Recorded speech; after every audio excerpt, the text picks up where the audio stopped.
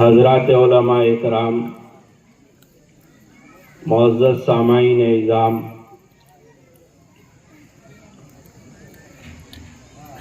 ہم لوگوں نے کچھ دیر پہلے طلبہ مدرسے کا پروگرام سنا اور دیکھا۔ یہ شعبان کے مہینے میں اس ملک کے طول و عرض میں جتنے مدارس اسلامیہ ہیں، ایک تعلیمی مظاہرہ طلباء کا ہوتا ہے۔ کئی معصوم بچے جو مدرسوں میں قیام پذیر ہوتے ہیں، وہ علم نبوت اور قرآن کو حفظ کرنے کے لیے جمع ہوتے ہیں، تو ان کا مظاہرہ کچھ لوگوں کے سامنے پیش کیا جاتا ہے تاکہ لوگوں کے سامنے یہ بات آ جائے کہ یہ مدارس اسلامیہ میں کیا ہو رہا ہے۔ آپ نے دیکھا کہ چھوٹے چھوٹے بچے قرآن کی فضیلت پر بیان کر رہے ہیں، عظمت صحابہ پر بیان کر رہے ہیں۔ حالانکہ مائک میں اچھوں کے چھکے چھڑ جاتے ہیں، لیکن یہ طلباء جو بالکل کورے ہوتے ہیں، جب یہ مدرسہ آتے ہیں تو بالکل یہ کورے ہوتے ہیں، انہیں کچھ نہیں آتا ہے۔ اکابر علماء موجود ہیں، یہ لوگ میری اس بات کی تصدیق کریں گے کہ دنیا میں واحد ایک ایسا ایجوکیشن سسٹم ہے جہاں پر ماں باپ پڑھانا نہیں چاہتے، بچے پڑھنا نہیں چاہتے، ہم ان کو پڑھاتے ہیں۔ اللہ ماشاء اللہ چند ماں باپ کو فکر ہوتی ہے جو اپنے بچوں کو لے کر آتے ہیں، ورنہ اکثریت مدارس اسلامیہ میں ان طلبہ کی ہوتی ہے، ان کے ماں باپ کو بھی فکر نہیں ہوتا ہے، اس بچے کو بھی فکر نہیں ہوتا ہے، اس لیے کہ جس عمر میں وہ آتا ہے اس کو شعور ہی نہیں ہوتا۔ ماں باپ کو پڑھانے کی فکر نہیں ہوتی ہے، بچوں کو پڑھنے کی فکر نہیں ہوتی ہے، لیکن الحمدللہ وہ 1 سال 2 سال 3 سال مدرسے میں قیام پذیر رہتا ہے، تو پھر آپ دیکھ رہے ہیں، اپنا آنکھوں سے اس کا مشاہدہ کر رہے ہیں کہ معصوم بچے وہ عظمت صحابہ پر تقریر کر رہے ہیں، فضائل قرآن پر تقریر کر رہے ہیں، سیرت رسول پر تقریر کر رہے ہیں، اتنی لمبی تقریر کر رہے ہیں کہ پھر مفتی عبدالرحمن صاحب کو درمیان میں روکنا پڑ رہا ہے، بس یہیں سے بس کر دو اپنی تقریر۔ میرے بھائی دوستو بزرگوں، یہ اللہ رب العزت کا اس بر صغیر پر بہت بڑا احسان اور انعام ہے کہ ہمارے اکابر علماء دیوبند نے اس ملک میں ایک ایسے وقت میں مدارس کا جال پھیلانے کا بیڑا اٹھایا جس وقت مدارس اسلامیہ اور علماء کا وجود ایک بہت بڑا جرم تھا۔ علماء اکرام تہہ تیگ کر دیے گئے تھے، سولیوں پر چڑھا دیا گیا تھا، مدرسوں کو مسمار کر دیا گیا تھا۔ ایسٹ انڈیا کمپنی اس ملک میں اپنے ناپاک عزائم کے ساتھ جو آئی تھی، ان ناپاک عزائم کو پورا کرنے کے لیے جو رکاوٹ بنی ہوئی تھی وہ علماء اور مدارس بنے ہوئے تھے۔ چنانچہ انہوں نے سب سے پہلے بہت کوششوں کے بعد آخر میں اس نتیجے پر پہنچے کہ اس ملک سے مدارس کو اور علماء کو جب تک ہم ختم نہیں کریں گے، اس ملک میں ہم پوری طرح سے اپنا کنٹرول قائم نہیں کر سکتے، پوری طرح سے اس ملک پر قابض نہیں ہو سکتے۔ چنانچہ انہوں نے مدارس کو بھی ختم کیا اور علماء کو بھی سولی پر چڑھایا، یہاں تک کہ وہ اس ملک کا جو صدر مقام جس کو دہلی میں اور آپ کہتے ہیں کہ مغلیہ سلطنت میں ہزاروں مدرسے دہلی کے اندر تھے، لیکن انگریزوں نے سارے مدارس کو مسمار کر دیا، یہاں تک کہ ایسے حالات بھی آئے کہ لوگ اپنے جنازوں کو لے کر پھرتے تھے کہ کوئی اس کی جنازے کی نماز پڑھا دے، کوئی جنازے کی نماز پڑھانے والا نہیں ملتا تھا، ایسے حالات بھی آئے۔ پھر ان حالات کے بعد اللہ رب العزت نے جس مقدس جماعت کو، جن کو میں اور آپ اکابر علماء دیوبند کی جماعت کہتے ہیں، منتخب فرمایا، پھر انہوں نے مدرسے کو قائم کرنے کا ایک فیصلہ کیا۔ رسول اللہ صلی اللہ علیہ وسلم کی رہبری اور رہنمائی ان کو ہوئی، چنانچہ دارالعلوم دیوبند کو اللہ رب العزت نے ان کے ذریعے سے قائم فرمایا۔ پھر اس کے بعد دارالعلوم دیوبند جو ایک چھوٹا سا ادارہ جو قائم کیا تھا، لیکن ان کا اخلاص بہت بڑا تھا، وہ ایک چھوٹا سا ادارہ ایک طالب علم اور ایک استاد کے ذریعے سے شروع ہوا، پھر اس کی شاخیں پھیلتی اور پھوٹتی گئی، یہاں تک کہ دنیا کے تمام بر اعظموں کے اندر، آپ افریقہ سے لے کر امریکہ تک، آسٹریلیا سے لے کر روس تک، ایشیا سے لے کر رشیا تک، آپ دنیا کے کسی ملک میں چلے جائیے، آپ کو مدارس اسلامیہ وہاں ملیں گے، اور ان مدارس اسلامیہ کو لے کر جانے والے وہ یا تو بالواسطہ دارالعلوم دیوبند کے فضلہ ہوں گے یا بلا واسطہ دارالعلوم دیوبند کے فضلہ ہوں گے۔ آپ دنیا کے چپے چپے میں چلیں گے پھریں گے تو پتہ چلے گا کہ اللہ رب العزت نے دارالعلوم دیوبند کے فیض کو کیسے پوری دنیا کے اندر عام فرمایا۔ اور الحمدللہ آج پورے اس ملک کو آپ دیکھیے کہ دنیا کے تمام بر اعظموں کے اندر اس ملک سے جو فیض اللہ نے جاری فرمایا، وہ ایسا فیض ہے جس کو میں اور آپ اگر غور کریں گے تو یہ اللہ کی مدد اور نصرت کے بغیر ہونا ناممکن تھا۔ پوری دنیا کے اندر مدارس اسلامیہ حالات آئے کیونکہ اللہ رب العزت نے اس قرآن کریم کی حفاظت کی جو ذمہ داری لی ہے۔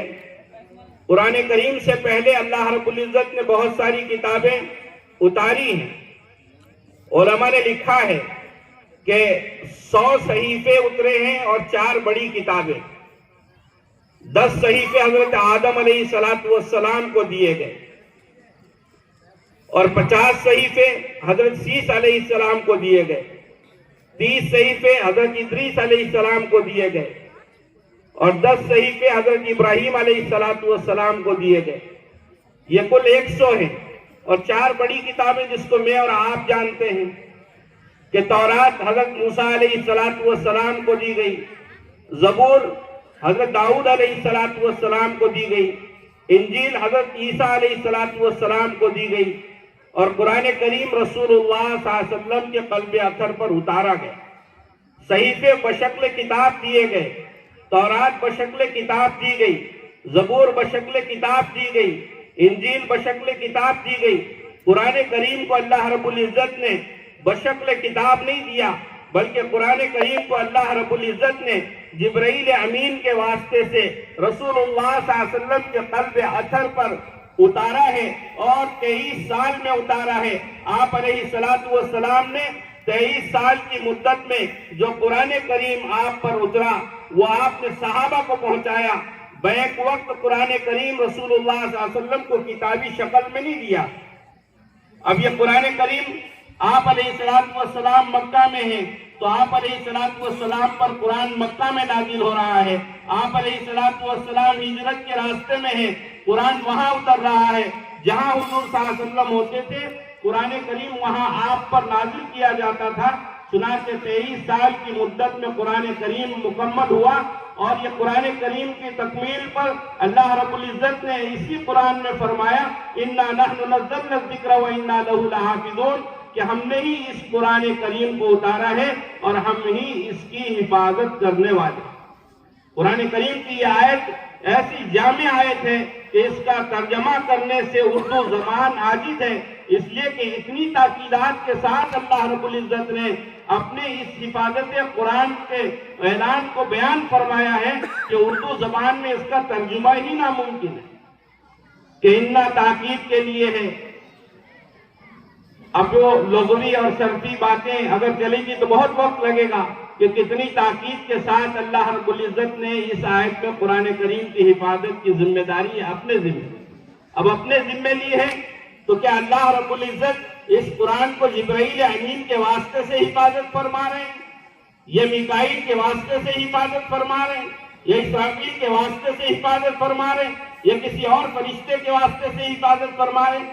کہ نہیں میرے دوستو بزرگوں، اللہ رب العزت نے اس کی حفاظت کا ذریعہ امت مسلمہ کے سینوں کو بنایا ہے کہ رسول اللہ صلی اللہ علیہ وسلم کے سینے سے یہ قرآن منتقل ہوتا ہوا آج یہ 3 طلبہ نے جو حفظ کیا ہے ان کے سینوں تک پہنچا ہے، یہ واسطہ در واسطہ ہوتے ہوئے قرآن کریم کی حفاظت ہو رہی ہے، اور یہ قرآن کریم کا جیتا جاگتا معجزہ ہے کہ تورات اتری، تورات کتابی شکل میں دی گئی، تورات کا آپ کو کوئی حافظ نہیں ملے گا، زبور کا کوئی آپ کو حافظ نہیں ملے گا، انجیل کا کوئی آپ کو حافظ نہیں ملے گا، اس کا کوئی حافظ نہیں، نہ ان کتابوں کی حفاظت کی ذمہ داری اللہ نے لی۔ اسی لیے تورات بدلی تو تورات والے بدل گئے، انجیل بدلی تو انجیل والے بدل گئے، زبور بدلی تو زبور والے بدلے گئے، لیکن بہت بڑا المیہ یہ ہے کہ قرآن کریم جس کی حفاظت کی ذمہ داری اللہ نے لی، جو قرآن رسول اللہ صلی اللہ علیہ وسلم کے زمانے سے آج تک محفوظ ہے،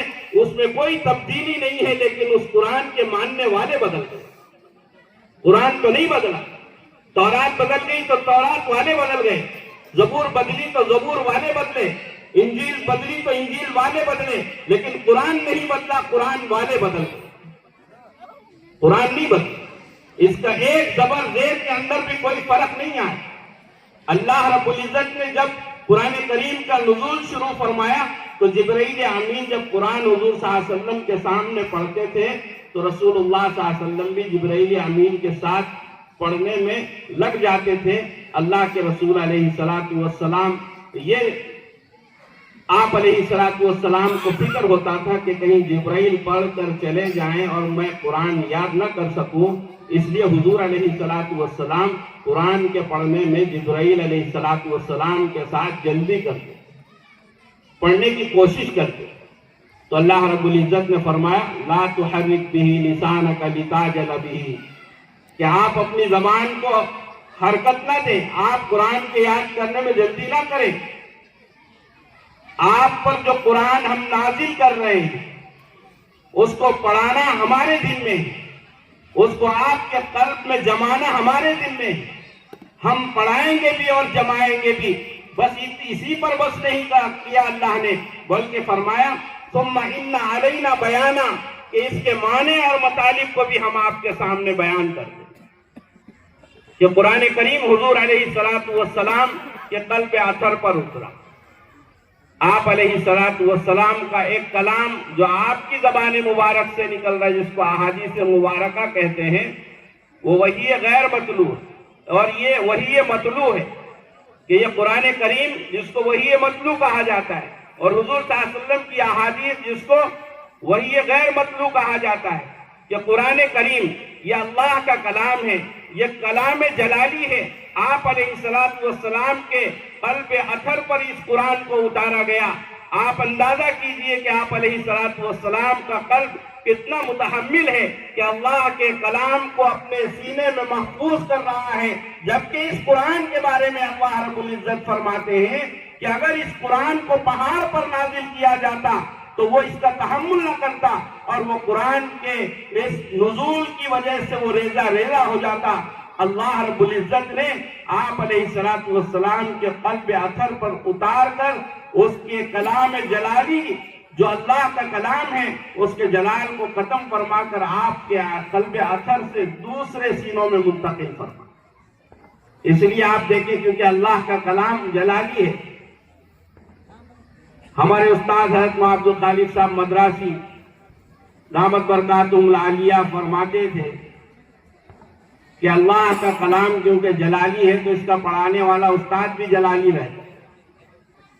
وہ صبح سے ہی ان کے اوپر سوار رہتا ہے، 4 بجے سے سوار رہتا ہے، اس کو کتنا ہی سمجھاؤ وہ جلال کا غلبہ اس پہ رہتا ہی رہتا ہے، 1-2-3 تو دیتا ہی دیتا ہے۔ خیر وہ دیتا اس لیے کہ سنار آگ میں تپاتا ہے سونے کو، پھر اس کی دھکائی کرتا ہے تو وہ قیمتی زیور کی شکل اختیار کرتا ہے، تو پھر حسین و جمیل کے گردن کی زینت بن جاتی ہے۔ جس طرح سنار دھکائی کرتا ہے اس کا مطلب ہم یہ اجازت نہیں دیتے کہ ان کی ٹھکائی ہو، یہ غلبہ جلال کی وجہ سے اس پر یہ اثر ہوتا ہے کہ وہ صبح سے ہی سوار ہو۔ اور فرماتے تھے کہ آپ استاد حدیث کو دیکھنا کہ وہ کلام جمالی کو پڑھاتا ہے تو اس میں جمال کا غلبہ ہو، استاد حفظ اس کے اندر جلال کا غلبہ، اور استاد حدیث اس میں جمال کا غلبہ۔ تو اللہ رب العزت نے حضور صلی اللہ علیہ وسلم کے زمانے سے پھر صحابہ کے بعد پھر وہ جمع قرآن، وہ پوری تفصیلی گفتگو ہے کہ قرآن کو کیسے جمع کیا گیا، کیسے حضور کے زمانے میں ہوا، پھر اس کے بعد ابوبکر صدیق رضی اللہ تعالیٰ عنہ کے زمانے میں جو جنگ یمامہ ہوئی جس میں 70 صحابہ شہید ہوئے، پھر اس کے بعد حضرت عمر، حضرت ابوبکر رضی اللہ تعالیٰ عنہ نے زید بن ثابت رضی اللہ تعالیٰ عنہ کو بلا کر قرآن کریم کے جمع کرنے کے سلسلے میں مشورہ ہوا، صحابہ اکرام میں آپس میں اختلاف ہوا، پھر ایک رائے قائم ہوئی، پھر اس کے بعد حضرت عثمان غنی رضی اللہ تعالیٰ عنہ کا زمانہ، پھر اس کے بعد اسلام دنیا میں پھیلتا گیا۔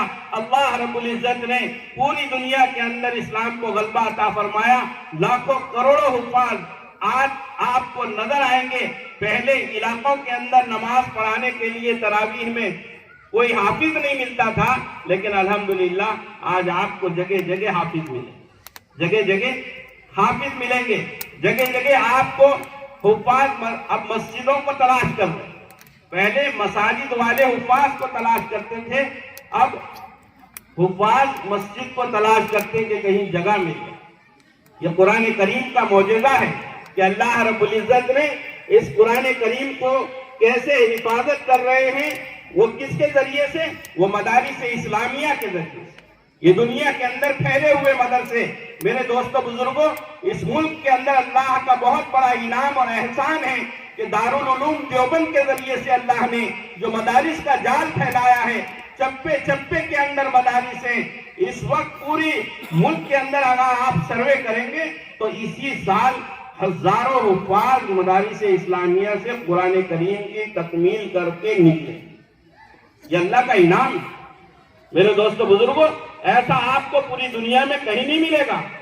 بہت اکا دکا جگہ ایسے نظام ہیں، یہ تونس، یہ الجزائر، یہ مراکش، یہ لیبیا، یہ جو افریقی ممالک ہیں جو اسپین کے سامنے ہیں، ان ممالک کے اندر بھی ایسا آپ کو نظام نہیں ملے گا، حالانکہ وہاں 95% مسلمانوں کی آبادی۔ ایک جماعت کو لے کر ہم باندھا گئے، حضرت قاری صدیق احمد صاحب باندھی رحمت اللہ علیہ کے مدرسے میں، تو ہمارے ساتھ الجزائر اور تونس کے ساتھی تھے۔ حفظ کی درسگاہ میں لے کر ہم ان کو گئے، تو حفظ کی درسگاہ کے اندر کیونکہ ایک حال میں حفظ کے درسگاہیں لگی ہوئی تھی، مختلف اساتذہ طلبہ کو لے کر بیٹھے ہوئے تھے، ایک لمبے حال کے اندر جب اس حال میں لے کر گئے تو تونس اور الجزائر کے ساتھی وزار و قطار رونے لگے اور کہنے لگے کہ ہم تو اس ملک کو کافروں کا ملک سمجھتے تھے، ہم تو اس ملک میں اسلام باقی ہے یا نہیں ہے اس کا بھی ہم کو یقین نہیں تھا، لیکن آج ہم دیکھ رہے ہیں کہ ہمارا ملک الجزائر جو 95% مسلمانوں کا ملک ہے، وہاں کوئی ایک ایسا ادارہ نہیں۔ یہ مدارس اسلامیہ میرے دوستو بزرگوں اللہ کی بہت بڑی نعمت ہے، اور نعمتوں کے سلسلے میں یہ بات ہے کہ اس کی قدردانی ہوگی تو پھر یہ نعمتیں باقی رہیں گی، اور اگر اس کی ناقدری ہوئی تو اللہ رب العزت جس طرح بے نیاز ہے، اس کا دین بے نیاز ہے، پھر اللہ پاک کسی کو کھڑا کرے گا اور کسی ذریعے سے اللہ رب العزت اپنے قرآن کے تحفظ کا سامان کرے گا۔ یہ اللہ کی بہت بڑی نعمت ہے۔ مدارس اسلامیہ جو ملک کے طول و عرض میں پھیلے ہوئے ہیں، ان کو محبت کی نگاہ سے دیکھنا چاہیے، ان میں پڑھنے والوں کو محبت کی نگاہ سے دیکھنا چاہیے، ان میں پڑھانے والوں کو محبت کی نگاہ سے دیکھنا چاہیے، ان کے ذمہ داروں کو محبت کی نگاہ سے دیکھنا چاہیے۔ ان کے لیے اسباب کو مہیا کرنا یہ ملت اسلامیہ کی ذمہ داری ہے۔ میرے دوست بزرگوں، جب انگریزوں کی حکومت تھی، حضرت مولانا رشید احمد گنگوہی رحمت اللہ علیہ کو گرفتار کیا گیا، اور انگریز نے گرفتار کر کے آپ کو سزا سنائی کہ ان کو پھانسی کی سزا دی جائے، تو اس وقت لوگ پہنچ کر انہوں نے درخواست کی کہ آپ جو چاہے ہم سے مطالبہ کر لیں لیکن ہمارے مولوی رشید احمد کو چھوڑ دیں. تو انگریز نے کہا کہ 10 نوجوانوں کو لے کر آؤ جو رشید احمد کے بدلے میں سولی پر چڑھائے جائیں تو ہم رشید احمد گنگوہی کو چھوڑ دیں گے. تو وہ بوڑھا ہو چکا تھا وہ آدمی جلال آباد، تھانہ بھون، گنگو، نانوتا دیہاتوں کے اندر پھرتا تھا اور لوگوں سے کہتا تھا کہ لوگوں اپنے ایک بیٹے جوان کو مجھے دے دو تاکہ وہ رشید احمد کے بدلے اس کو سولی چڑھا دیں. ہمارا مولوی بچ جائے گا تو ہمیں قرآن پڑھانے والے مل جائے گا، ہماری نماز جنازہ پڑھانے والا مل جائے گا، ہمارے نمازوں کو درست کرنے والا مل جائے گا، ہماری مسجد سے اذان ہوگی، ہمارے جنازوں کو تجہیز و تکفین کرنے والا سنت کے مطابق مل جائے گا. چنانچہ 10 نوجوانوں کو بوڑھے نے تیار کر کے انگریز کے سامنے پیش کیا. یہ تھا علماء کا مقام لوگوں کے دلوں میں. میرے دوستو بزرگوں، آپ اس دور سے گزر رہے ہیں جس دور میں ہر آئے دن نئے فتنے، ہر آئے دن ایک فتنے کا نام، ہر آئے دن ایک مصیبت وہ آتی رہتی ہے. کہ ان مصیبتوں کے دنوں میں کیا کرنا چاہیے؟ اپنے تعلق کو علماء سے مضبوط کرنا چاہیے، اپنے تعلق کو علماء سے مضبوط کرنا چاہیے. کہ اگر ہمارا تعلق علماء سے مضبوط ہوگا، اہل علم سے مضبوط ہوگا، مدارس سے مضبوط ہوگا. آپ اس بات کو لکھ کر لے جائیے کہ جن کا تعلق علماء سے ہوتا ہے وہ اگرچہ تھوڑا معاملات میں، نماز میں، روزے میں، اللہ کے احکامات میں کوتاہی اس کی نظر آئے گی لیکن اس کے عقیدے کے اندر بگاڑ نہیں، اس کے عقیدے میں بگاڑ نہیں ہوگا. ورنہ اس کے عقائد میں بگاڑ پیدا کرنے کے لیے نئے نئے فتنوں کا ایک سیلاب ہے. اور جو لوگ علماء سے اپنے تعلق کو مضبوط نہیں کر رہے ہیں وہ کسی اور تحریک سے جڑے ہوئے ہوں گے یا وہ کسی اور محنت سے جڑے ہوئے ہوں گے. اگر ان کا تعلق علماء سے نہیں ہے تو میرے بھائی وہ کب کو کس رخ پر جائیں گے، کس فتنے میں مبتلا ہو جائیں گے، کچھ نہیں کہا جا. اس لیے اپنے تعلق کو علماء سے مضبوط کریں، اپنے تعلق کو قرآن سے مضبوط کریں. یہ معصوم بچوں کو پڑھانے کے لیے مدارس اسلامیہ کا رخ کریں اور خود بھی قرآن کو یاد کرنے کی فکر کریں. ہم اس سے بے نیاز نہیں. جتنے بڑے حضرات ہیں وہ بھی یہ طے کریں کہ انشاءاللہ اللہ کی اس کتاب کو جس کو میں نے اپنے بچے کو پڑھایا ہے، میں نے اپنی اولاد کو پڑھایا ہے، میں بھی اس قرآن کو پڑھوں گا، میں بھی اتنا قرآن یاد کر لوں گا جس سے میری نماز صحیح ہو. یہ عذر کوئی عذر نہیں ہے کہ اب تو عمر ہو گئی، اب کیسے قرآن یاد ہوگا. یہ کوئی عذر ہی نہیں. میں ایک واقعہ اس سے پہلے بھی سنا چکا ہوں، پھر آپ حضرات کے سامنے سناتا ہوں کہ حضرت مولانا امام اہل سنت عبدالشکور صاحب فاروقی رحمت اللہ علیہ کو انگریز نے گرفتار کیا. جس وقت گرفتار کیا ان کی عمر 70 سال تھی اور 6 مہینے کی سزا سنائی. 6 مہینے کی سزا سنائی. حضرت عالم تھے، حافظ نہیں تھے. بہت کوشش کرتے تھے کہ کسی طرح کوشش کر کے حافظ بن جاؤں. جب قرآن لے کر بیٹھتے تو پھر کوئی دینی دوسری مشغولیت آ جاتی، کہیں سفر پیش آ جاتا، کہیں درس حدیث کا وقت آ جاتا، کہیں درس قرآن کا وقت آ جاتا، کہیں لوگوں کے خطوط کے جواب دینے کا وقت آ جاتا. اس مشغولی کی وجہ سے بہت کوششوں کے بعد بھی حافظ نہ بن سکے. ایک وقت آیا اللہ سے مانگتے تھے کہ اے اللہ مرنے سے پہلے تیرے کلام کا، تیرے قرآن کا مجھے حافظ بنا دے. چنانچہ اللہ نے اسباب ایسے پیدا فرما دیے. اللہ تو اللہ ہے، اس کے پاس اسباب ہدایت بھی بہت ہیں، اسباب ہدایت بہت ہیں اور اسباب یاد کرانا بھی ان کے پاس بہت ہے. 6 مہینے کی سزا ہوئی. جب 6 مہینے کے بعد جیل سے باہر آئے تو شعبان کا مہینہ، کون سا مہینہ؟ شعبان کا مہینہ.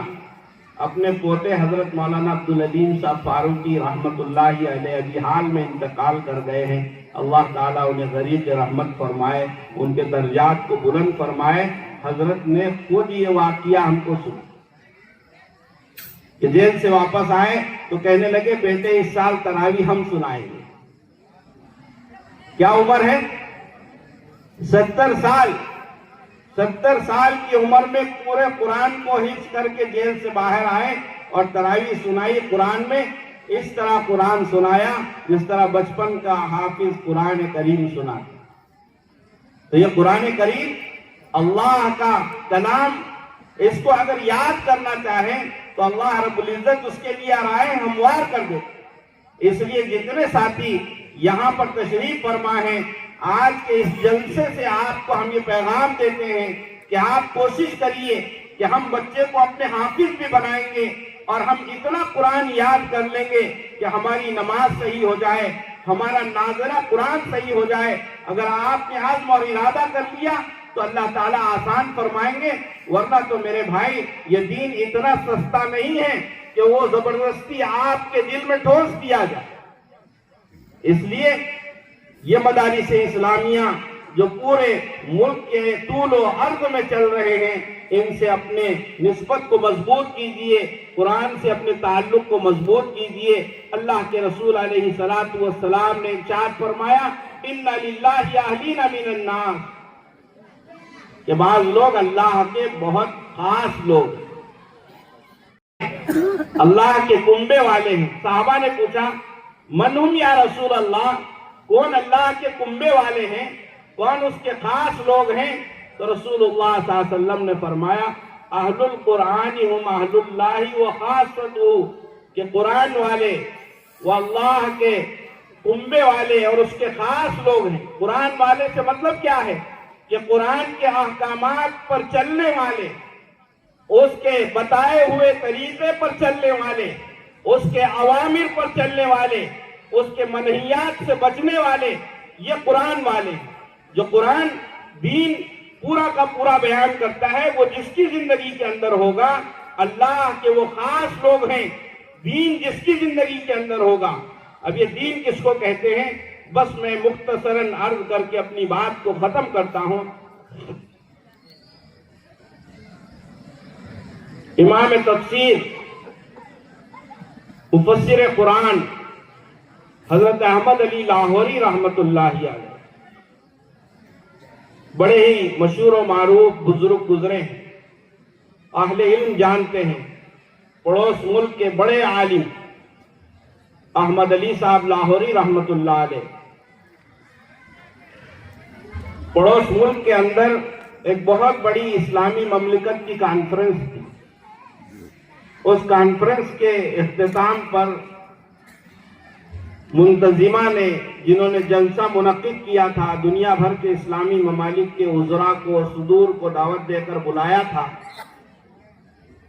تو حضرت سے جا کر انہوں نے درخواست کی کہ حضرت ایک بہت بڑی کانفرنس ہو رہی ہے، کل اس کا اختتام ہے، ہماری درخواست ہے کہ آپ اس کانفرنس میں شریک ہو کر چند باتیں آپ تمام دنیا بھر سے آئے ہوئے اسلامی مملکت کے وزراء اور صدور سے چند باتیں کہہ کے دعا کر دیں تاکہ مجلس کا اختتام آپ کی دعا سے ہو جائے.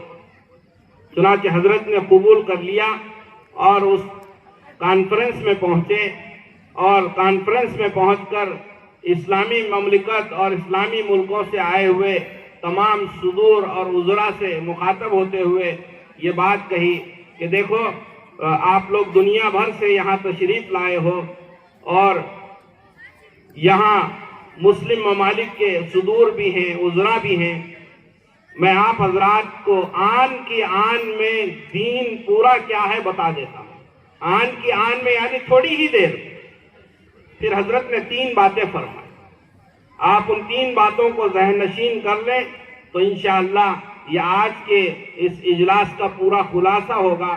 حضرت نے فرمایا عبادت سے اللہ کو، اطاعت سے رسول اللہ کو، خدمت سے بندوں کو راضی کرو. عبادت سے اللہ کو، اطاعت سے رسول اللہ کو، خدمت سے بندوں کو راضی کر لو. یہی دین قرآن کریم کے اندر یہی ہے کہ تم عبادت سے اللہ کو راضی کر لو، اطاعت سے رسول اللہ کو راضی کر لو اور خدمت سے بندوں کو راضی کر لو. یہ قرآن کریم کا ایک چھوٹا سا خلاصہ ہے کہ اللہ نے جو احکامات دیے ہیں اس احکامات کو اس طرح ہم پورا کریں کہ کہ اللہ رب العزت راضی ہو جائیں، پھر رسول اللہ صلی اللہ علیہ وسلم جن کو اللہ نے آخری نبی بنا کر دنیا میں بھیجا ہے، دنیا میں میرے اور آپ کے لیے اگر کوئی نمونہ ہے تو وہ حضرت محمد رسول اللہ صلی اللہ علیہ وسلم نمونہ ہے۔ آپ کو بہترین نمونہ قرار دیا، آپ کی زندگی کو، آپ کے اسوہ حسنہ کو میرے اور آپ کے لیے بہترین قرار دیا گیا۔ لقد کان لکم فی رسول اللہ اسوۃ حسنہ، کہ تمہارے لیے رسول اللہ صلی اللہ علیہ وسلم کی زندگی میں بہترین نمونہ ہے۔ لیکن میرے دوست بزرگوں، جس کو اللہ نے میرے اور آپ کے لیے بہترین نمونہ بنا کر بھیجا تھا، اس مقدس اور پاکیزہ اور سید الاولین والآخرین کے طریقوں کے جنازے ہم نے اپنے گھروں سے نکالے ہیں، سنتوں کو ملامیٹ میں نے اور آپ نے کیا ہے۔ جس دین کو لے کر رسول اللہ صلی اللہ علیہ وسلم میرے اور آپ کے پاس تشریف لائے ہیں، وہ دین میرے اور آپ کے نزدیک کوئی حیثیت نہیں رکھتا ہے۔ اب اس سے میں اور آپ عملاً دین بیزار ہو گئے کہ عبادت سے اللہ کو راضی کرنے کا کوئی فکر نہیں، دنیا والوں کو راضی کرنے کا فکر ہے، لیکن اللہ راضی ہو جائے اس کا کوئی فکر نہیں۔ میرے دوستو بزرگوں، یہ تینوں چیزیں صحابہ اکرام میں موجود تھی۔ ان کی عبادت سے اللہ راضی ہو گئے تھے، ان کی اطاعت سے رسول اللہ راضی ہو گئے تھے، ان کی خدمت خلق سے وہ مخلوق راضی ہو گئی تھی۔ یہ تینوں چیزیں اتم درجے میں صحابہ اکرام میں موجود تھی۔ اس لیے ہم کوشش کریں کہ اللہ رب العزت کو ہر موقع پر ہم راضی کرنے کی فکر کریں اور اپنے زندگی کو رسول اللہ صلی اللہ علیہ وسلم کی زندگی کے مطابق ڈھالنے کی فکر کریں، اور مخلوق جو دنیا میں ہیں، چاہے وہ ایمان والا ہو یا غیر ایمان والا ہو، اسلام نے سب کے ساتھ عدل و انصاف کا حکم دیا۔ ان اللہ یأمر بالعدل والاحسان، یہ وہ آیت ہے جس کو خطیب خطبہ جمعہ میں، خطبہ ثانیہ میں پڑھتا ہے، ہر جمعہ پڑھا جاتا ہے، اور قیامت تک اللہ نے چاہا تو اس کو پڑھا جاتا رہے گا۔